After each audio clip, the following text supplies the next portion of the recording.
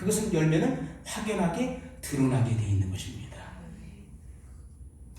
고린도전서 6장 9절로 10절에 보면은 하나님의 나라를 유업으로 받지 못할 자들에 대해서 열거를 하고 있습니다. 그리고 나서 11절에 너희 중에 이와 같은 자들이 있더니 주 예수 그리스도의 이름과 우리 하나님의 성령 안에서 씻음과 거룩함과 의롭다 하심을 얻었느니라. 이렇게 말씀하고 있어요.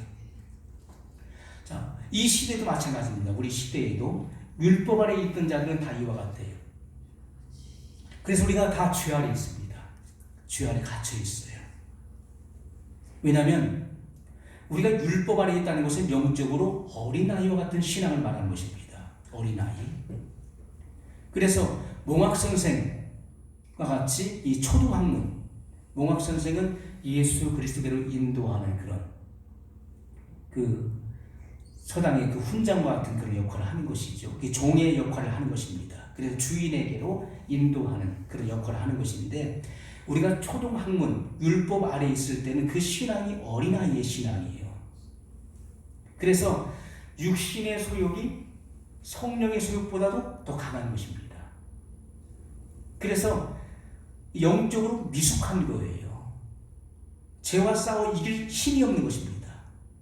그러나 우리가 초등학문에서 벗어나서 우리가 율법의 그 지배에서 벗어나서 성령의 인침을 받아서 하나님의 자녀가 되면 성숙한 사람이 되는 것이죠. 하나님의 이 비밀한 계시의 뜻을 다 깨닫게 되고 하나님의 뜻을 알게 되죠. 그리고 내 사명을 알게 되기 때문에 그런 성숙한 자예요. 그래서 성령의 소욕이 강하기 때문에 내 안에 육신의 소욕을 이길 수가 있는 것입니다. 성경은 이 비밀을 우리에게 말씀을 하고 있는 것이죠. 그래서 우리가 진리의 말씀 안에서 성령으로 우리가 씻어지게 되면은 바로 의롭게 되고 거룩하게 되는 것이라고 말씀을 하고 있는 것입니다. 그래서 우리가 하나씩 씻겨져 나가야 돼요. 너희는 내가 일러준 말로 이미 깨끗하였다 하셨던 것처럼 이 말씀에 의해서 우리의 더러움들이 다 씻겨져 나가야 되는 것이고요. 우리의 불의함과 내 의가 하나씩 다 꺼풀이 벗겨지고 씻겨져 나가야 된다는 것입니다. 그럴 때 새 생명의 열매로 거듭나는 것이고 진정한 변화가 오는 거예요. 진정한 변화. 많은 사람이 신앙생활, 신앙의 연조를 자랑하죠. 나는 모태신앙이야. 근데 그 모태신앙이 진짜 모태가 아니라 모태신앙이 됐어. 모태. 나는 절대 기도 못해. 나는 헌신 못해. 봉사 못해. 다 모태신앙이 되어버렸다고. 오히려 불순종하는 일들이 너무나 많이 있잖아요. 변화가 찾아오지 않는 거예요. 신앙생활 30년, 40년, 50년 했어도 변화가 없는 거예요. 변화가 없어. 왜냐하면 성령의 인침을 받지 않았기 때문에 하나님의 이 비밀한 계시를 보는 안목이 열리지 않는 것입니다. 그 통찰력이 열리지 않는 거예요. 하나님의 뜻을 모르기 때문에 내 뜻대로 살아가는 사람이에요. 자, 그런 사람은 자기 영광을 드러냅니다. 자, 우리는 분명히 이 변화가 와야 되는데 그것은 우리 인격의 변화가 와야 되고 성품의 변화가 와야 되고 우리 언행의 변화가 반드시 와야 되는 것입니다. 그것이 오지 않으면 안 되는 거예요. 반드시 와야 되는 것입니다.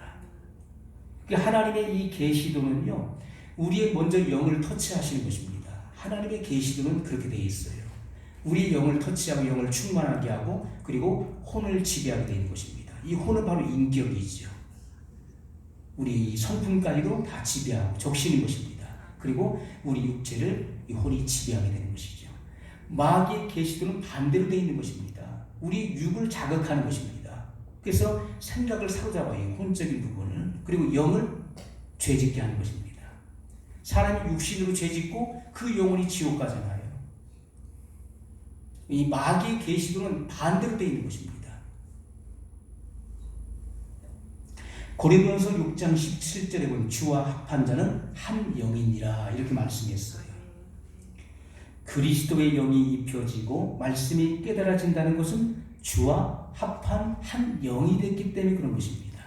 그래서 말씀이 깨달아지는 것이고 그리고 이 말씀이 분별되어지는 것이죠. 하나님의 성전으로 세워졌다는 것을 우리에게 보여주고 있는 것입니다. 그래서 하나님의 성전이 된 사람은 성령이 거하시는 성전에 있는 사람은 반드시 하나님의 영광이 드러나게 되어 있는 거예요. 그를 통해서 하나님의 영광이 반드시 드러나게 되어 있어요.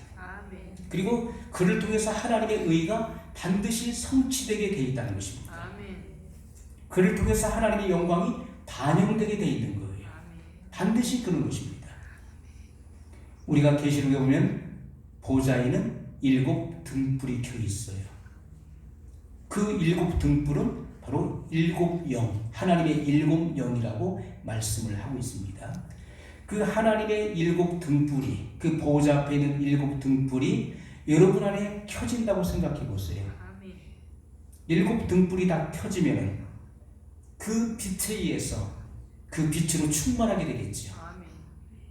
그러면 어떻게 되겠습니까? 하나님의 영광을 반영하게 되어 있는 거예요. 그래서 예수님께서는 너희는 세상의 빛이니 이렇게 말씀했어요. 갈릴리오 출신들에게 너희는 세상의 빛이라는 그 말씀을 들었던 유대인들이 코웃음을 칠 수밖에 없는 거야. 저런 그 갈릴리 저 오합지졸의 저런 사람들이 세상의 빛이란다. 동네 빛도 아니고 만수동의 빛도 아니고 갈릴리의 빛도 아니고 저런 오합지졸의 그런 어부 출신들이 세상의 빛이래. 저 예수님이 그렇게 말씀했어. 저 사람들이 세상의 빛이란다. 얼마나 조롱하고 오셨겠습니까? 그러나 예수님의 말씀이 성취되었지요. 열방을 비추는 빛이 됐습니다. 그 안에 말씀이 채워지고 오순절에 성령이 임하셔서 그들 가운데 그 7 등불이 켜지니까 그들의 입을 통해서 이 빛의 말씀이 선포됐고, 그리고 산 위에 있는 동네가 숨기지 못할 것이다. 이스라엘의 집들은 산 위에서 그 언덕에 집들을 형성하고 있죠. 이 복음은요 가장 높은 곳에 있는 것입니다.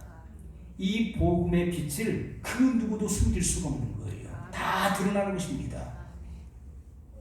그래서 집안 모든 사람에게 먼저 비추느니라. 여러분 안에 7 등불이 켜지면은 여러분의 그 변화된 모습을 가족들이 먼저 알게 되고, 여러분의 주변의 지인들이 알게 되고, 모든 이들이 여러분을 아는 이들이 알게 될 것이고, 어느 곳에 가든지 여러분들이 어떤 사람인가, 하나님을 믿는 사람인 것을 알게 될 것입니다. 왜요? 여러분 안에 7 등불이 켜졌기 때문에. 그것은 하나님의 7 영을 말하는 것입니다. 하나님의 7 영의 역사를 통해서 그 빛이 발산되는 거예요.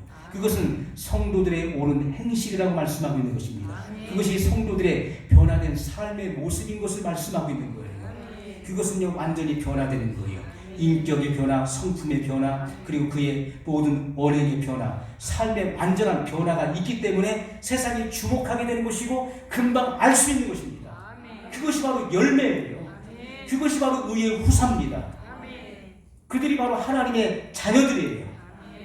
그 삶을 통해서 그 빛을 증거하고 나타내는 것입니다. 복음은 말로만 증거하는 것이 아니라 그의 삶을 통해서 증거되어야 되는 것입니다.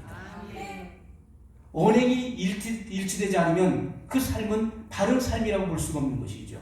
말은 잘하는데 그 삶이 전혀 따르지 않는다. 다르다면은 그 말을 믿을 사람은 아무도 없을 것입니다. 여러분, 창세전에 하나님께 세우셨던 이 비밀한 계시를 깨닫는 자가 누구냐 하는 거예요. 과연 누가 이 말씀을 깨닫는 자냐? 하나님은 그 깨닫는 자를 통해서 일하실 것입니다. 여러분, 바울은 고백하기를 내가 남에게 전파한 후에 도리어 버림을 받을까 두려워한다. 그러므로 두렵고 떨림으로 너희 구원을 이루라. 이렇게 선언했습니다. 여러분, 아무리 잘 나가는 사람이라 할지라도 비밀한 계시를 내가 받았다 할지라도 우리의 구원은 두렵고 떨림으로 완성을 향해서 가야 된다는 것입니다. 많은 사람들이 호언장담했다가 타락하는 자들이 있어요. 주님을 배교하는 자들이 얼마나 많이 있습니까? 그 바울은 그런 비밀한 계시 3층천 하나님의 보호자 앞에 다녀왔죠. 낙원에 이르러서 사람 옷은 가히 이르지 못할 그런 비밀한 계시들을 그는 듣고 왔습니다. 하나님께서는 그것을 말하지 못하게 하셨어요. 왜냐하면 내가 낙원에 이르러서 사람 옷은 가히 이르지 못할 말들을 보고 들은 것을 내가 간증하며 다니면 사람들이 나를 어떻게 봅니까? 신처럼 떠받드는 신처럼. 내가 경험한 것 이상으로 사람들의 상상의 나래를 펴서 그를 추앙하게 된다는 것입니다. 바울이 하나님을 만났대. 그 사람은 이런 것도 경험하고 저런 것도 경험했대 하면서 그 사람을 막 눈동이처럼 불려서 높이, 그래서 나도 모르는 사이에 교만해지고 높아져서 넘어지게 된다는 거예요. 그래서 내가 남에게 전파한 후에 내가 버림을 받을까 두려워한다 라고 그는 고백했고, 그러므로 두렵고 떨림으로 너의 구원을 이루라 그렇게 선언했던 것입니다. 그 누구도 장담할 수 없는 것입니다. 그리고 우리는 항상 두렵고 떨림으로 구원의 완성, 궁극적 구원의 그 완성을 향해서 달려가야 되는 것이고, 우리는 마치 경주자와 같습니다. 경주자예요. 그래서 우리가 그 좌우를 보지 말고 뒤를 돌아보지 말고 우리의 목표, 바로 예수 그리스도를 향해서, 표대를 향해서 다름질해야 되는 것입니다. 많은 사람들이 믿음을 잃어버립니다. 믿음을 잃어버려요. 믿음이 파손되는 일들이 있습니다. 그래서 절대로 내가 무너져서는 안 된다는 거예요. 오늘 우리들은 내 삶의 현장 속에서, 내 삶 속에서 말씀을 듣고 그리고 말씀을 읽고 말씀을 배운 그 삶의 결과가 어떻게 나타나고 있느냐 하는 것입니다. 거기에 우리 자신을 주의 깊게 관찰해야 돼요. 내 삶의 열매가 무엇이냐. 하나님 반드시 여러분 자신들, 바로 여러분을 소출하기 위해서 오실 것입니다. 공중에 재림하실 것입니다. 그때 주님이 오셨을 때 들림받을 수 있는 그런 진정한 그리스도의 후사, 그리스도의 신부가 되시기를 주님의 이름으로 간절히 소원합니다.